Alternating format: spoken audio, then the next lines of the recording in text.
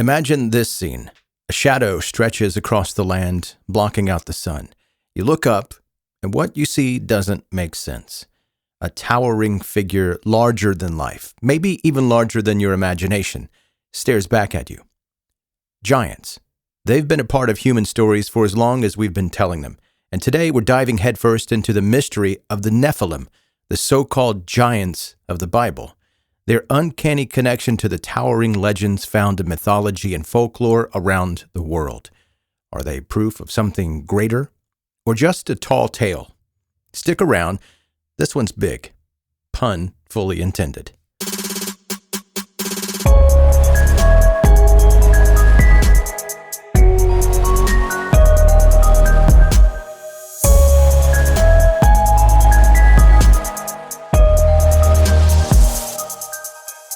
So let's start with the basics. The Nephilim. If you've ever cracked open a Bible or even just listened to a late-night conspiracy podcast, you've probably heard of them. They show up in Genesis 6:14, a verse so cryptic it feels kind of like a riddle. Here's how it goes. The Nephilim were on the earth in those days and also afterward, when the sons of God went to the daughters of men and had children by them. They were the heroes of old, men of renown. Come again? Who are the sons of God, and why are they hooking up with human women?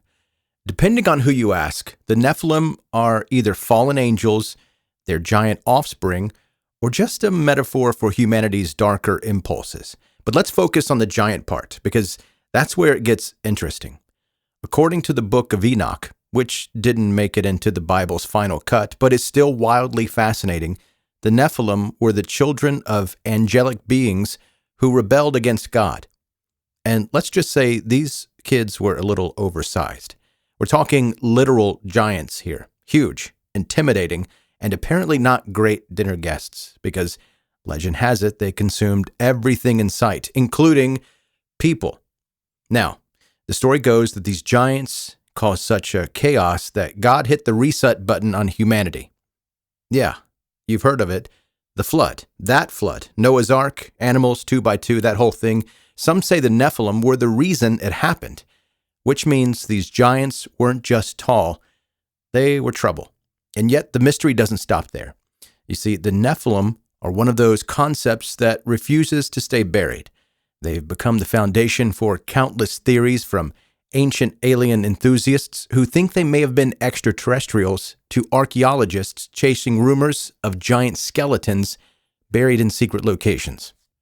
But here's the million-dollar question.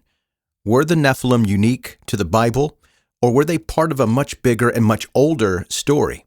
Because if you dig into global mythology, you start seeing giants everywhere, and that's where the story really takes off. Because giants aren't just a biblical thing. They're a human thing. Across cultures, across continents, across centuries, people have been telling stories about massive, powerful beings who tower over the rest of us, mere mortals. Take Greek mythology, for example. The Titans, not the Tennessee Titans. That's different. You've heard of the Titans from Greek mythology. They're the original bad boys of the cosmos, a race of giants so powerful they literally gave the gods of Olympus a run for their money. Titans like Cronus, who famously swallowed his own kids to keep them from overthrowing him, charming guy, or Atlas, doomed to hold up the sky for all eternity. These weren't just tall dudes with bad attitudes. They were cosmic forces of nature. And then there's Norse mythology, home of the Jotnar, a race of frost and fire giants. Unlike the Titans, these giants weren't just the enemies of the gods. They were their neighbors, frenemies, and sometimes even family. Loki, everyone's favorite trickster, was technically half-giant. And if you think Thanksgiving with your relatives gets tense, imagine sitting across the table from Thor and a frost giant trying to keep the peace. But it's not just Europe that gets obsessed with giants. Look at Hindu mythology, specifically the story of Ravana. This guy wasn't just big, he had 10 heads and 20 arms, which, let's be honest, is just kind of showing off. Ravana was a Rakshasa, type of giant demon, and he gave the hero Rama a run for his money in the epic Ramayana. Now stay with me because I understand some of these names are weird, especially coming from an unseasoned chicken white guy. Okay, then we have Native American folklore, which has its own chilling tales of giants. The Paiute people, for instance, speak of the Setekah, red-haired, cannibalistic giants who once roamed Nevada. According to legend, the Setekah were so dangerous that the Paiute had to band together to trap them in a cave and set the cave on fire. And you thought cryptids were scary. Let's not forget the Irish mythology, home to one of the most endearing giants, Finn McCool. Legend has it that Finn built the Giant's Causeway to battle a rival giant across the sea in Scotland. But when he realized the other guy was even bigger than he was, Finn did what any self-respecting giant would do. He hid and let his wife outsmart the rival. So giants are kind of just like us. Now here's the kicker. These stories, while wildly different in tone and details, all share some eerie similarities. Giants are almost always portrayed as powerful, dangerous, and sometimes destructive. They're often tied to creation myths, shaping mountains, rivers, and entire landscapes. And more often than not, they represent something bigger than just physical size. Maybe it's humanity's fear of the unknown, or maybe it's just a warning about the dangers of unchecked power and ambition. But let's take it a step further. What if these myths aren't just coincidences? What if these stories of giants, from Greece to Nevada to Ireland, are somehow all connected? Could they be whispers of a forgotten truth? Could they be the Nephilim, seen through the lens of different cultures? It's a big theory. Again, pun absolutely intended. And it's about to get even bigger. Here's where things start to get weird, in the best possible way. You see, it's not just the stories of giants that pop up in cultures all over the world. It's the similarities in these stories that make you pause and go, wait, what's happening here? Let's connect the dots. The Nephilim, according to biblical lore, were the offspring of divine beings and humans, essentially hybrid giants with superhuman abilities. Now, think about the Titans of Greek mythology, or the Jotnar in Norse legend. All of these giants are portrayed as larger-than-life figures, often with divine or supernatural origins.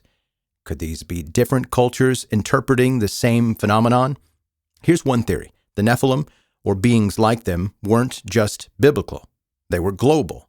Some people believe they could have been a real ancient race, one that left its mark not only on the landscape, cue the giant skeletons rumors, but also on the human psyche. And when these beings disappeared, either through natural disaster, divine intervention, or some other catastrophic event, what was left? Stories, myths, legends of giants passed down through generations and filtered through the lens of each culture. And speaking of those giant skeletons, let's talk about the modern-day mystery. There are claims, big claims, that massive skeletons have been found all over the world. Some reports talk about the bones measuring 12, 15, even 20 feet long, discovered in caves or ancient burial mounds. It sounds like something out of a sci-fi movie, right?